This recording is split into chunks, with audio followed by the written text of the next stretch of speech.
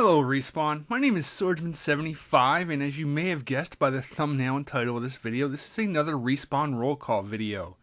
For those of you that may not be following along, basically Respawn asked us directors to put together a video that sort of introduces us and talks to you guys about ourselves, as well as answer a couple of very specific questions.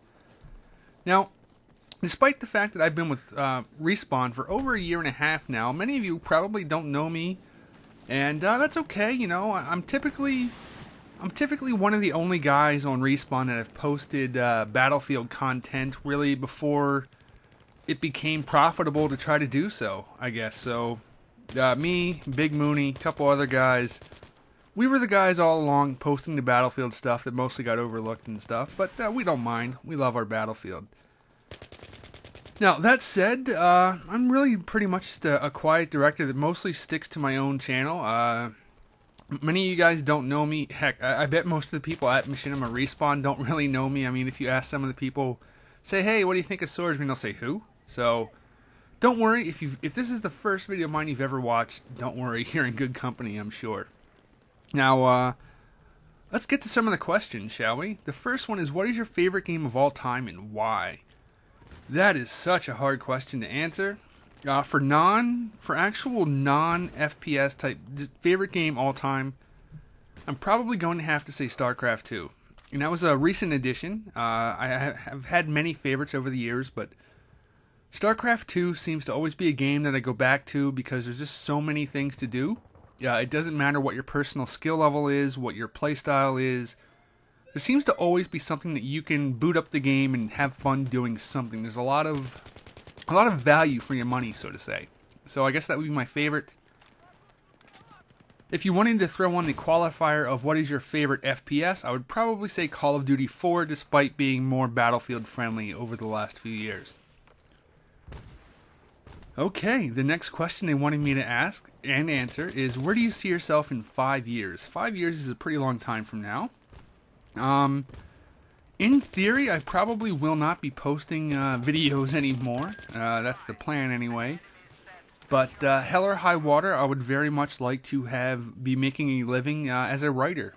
Those of you that do maybe follow along with my channel and my personal life, creative writing and just writing in general is a big passion of mine. It's something I've been working on over the years, and been working on a novel that I hope to self-publish here before the end of the year, so that should be pretty cool. So yeah, if dream job would be working as a writer somewhere involved in the gaming industry, whether it be writing like say quests for games or something like that, or game reviews or editorials, something, just writing. To be able to make a living off of writing is where I want to be in 5 years. Okay, and the third question. This is the big one. This one really got me wanting to do this video and got me excited about doing it, despite my initial reservations about having to feel a little awkward trying to introduce myself to all you guys once again. How has gaming or video games impacted your life? And that is a big one. And some of you will tune out at this point. Some of you will keep listening. Those that do, you have my respect. Okay. Gaming has actually impacted my life more than you might typically think. First things first, the most important thing that's ever come from gaming is my fiance and I, we actually fell in love with one another while playing video games. Those on my channel know this by now.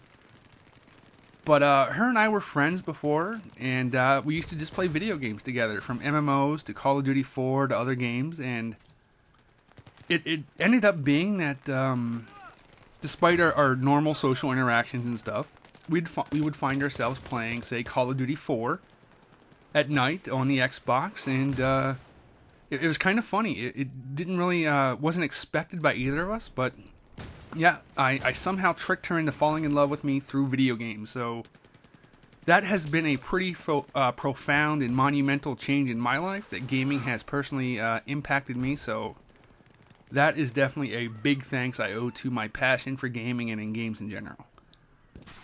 Now, I also wanted to maybe take a few minutes and talk about another way that gaming has impacted me.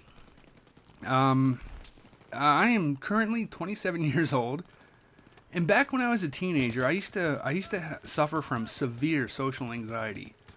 I used to get nervous around new places, new people, people I didn't know. I used to always assume that people didn't like me, people hated me, people were saying things about me, people were making fun of me, I just always assumed the worst. I barely went anywhere, I barely did anything, even with family members and friends, or what quickly became former friends, so just a terrible thing. And so really, gaming and online gaming actually became sort of my social connection that every human being actually needs and craves, and I ended up getting that through gaming online and stuff, and that was a pretty neat thing. Now it wasn't gaming alone that helped me cure and kick to the curb my social anxiety, but it was a gradual process, and it was gaming that I found myself leaning on more heavily for my day-to-day social interactions, because I was just so awkward and nervous in my real life and everything as I suffered through that. But in stepping forward past gaming specifically, actually being a YouTuber has really helped kick to the curb any sort of final grasp that social anxiety may have really had on me. I remember I wanted to post YouTube videos for well over a year before I actually started. But I always thought, well, I'm not good enough. My gameplay's not good enough. I'm not interesting enough. People won't like me. People will hate me. People are going to say all these things about me.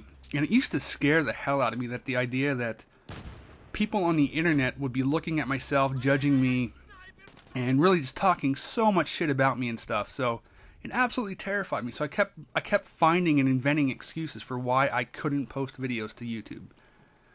Even though it seemed like fun, it seemed like a good way to make friends and interact and meet new people and just have fun with gaming, and to take gaming into another avenue and stuff, And as you can maybe guess by having multiple videos on Machinima Respawn, I kind of got over the fear of having people on the internet not like me. I mean, I think you guys, if you're still listening at this point, you know how comments on some of these videos that go up on Respawn can be. So, funny enough, just doing YouTube in general with my gaming videos, my commentaries, my Let's Plays and stuff like that, my opinionated pieces, wow. Some of the people that know me to be a little more outspoken than some of the average garden variety YouTubers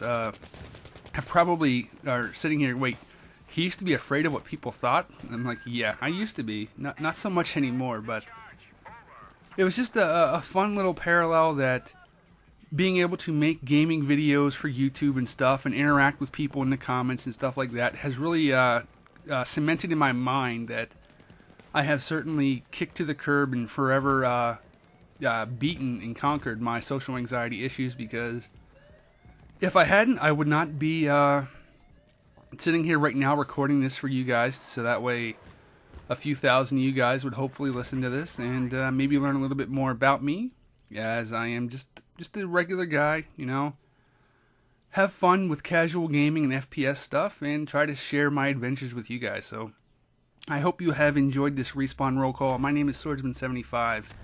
If you'd like to come check me out and what I'm all about and learn more about me, my channel link is in the description, and you can come find me at youtube.com/swordsmanx75. Take care, guys. Let's say it was UFOs. Do you think the government would be able to keep something like that a secret?